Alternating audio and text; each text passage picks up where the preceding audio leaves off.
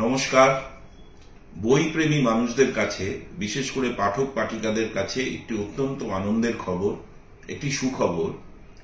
আগামী 21শে মার্চ থেকে 30শে মার্চ গড়িয়া পূর্বপাড়া পঞ্চদুর্গার মাঠে অনুষ্ঠিত হতে চলেছে গড়িয়া গ্রন্থমেলা 2025।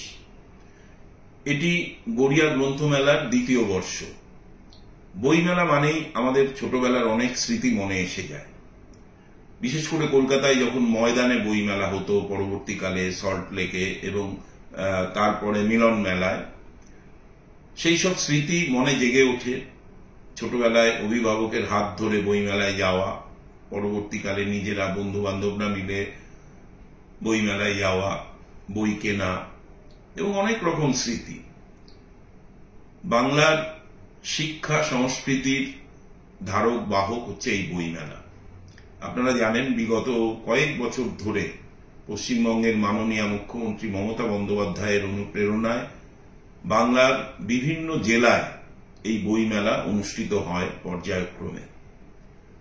কিন্তু আমাদের টালিগঞ্জে, যেহেতু গড়িয়া টালিগঞ্জ বিধানসভা কেন্দ্রের অন্তর্গত, আমাদের বিধায়ক এবং বাংলার মাননীয় মন্ত্রী শ্রী অরূপ বিশ্বাস মহাশয়ের আন্তরিক প্রচেষ্টায় এই বইমেলা অনুষ্ঠিত হচ্ছে গত 2 বছর ধরে।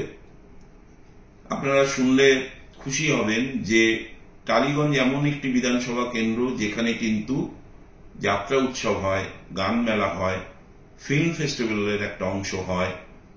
তো গড়িয়ায় এবং তার সংলগ্ন অঞ্চলের অধিবাসীদের কাছে এটি একটি গর্বের বিষয়।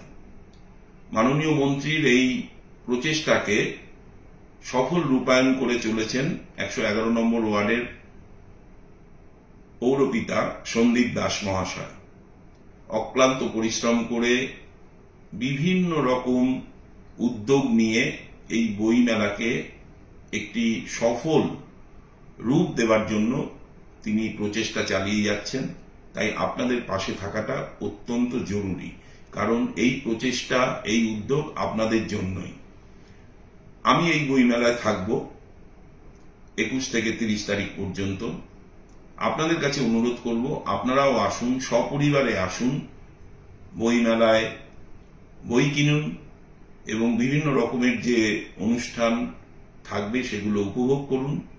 এটাই কামনা করি। ভালো থাকবেন, সুস্থ থাকবেন। নমস্কার।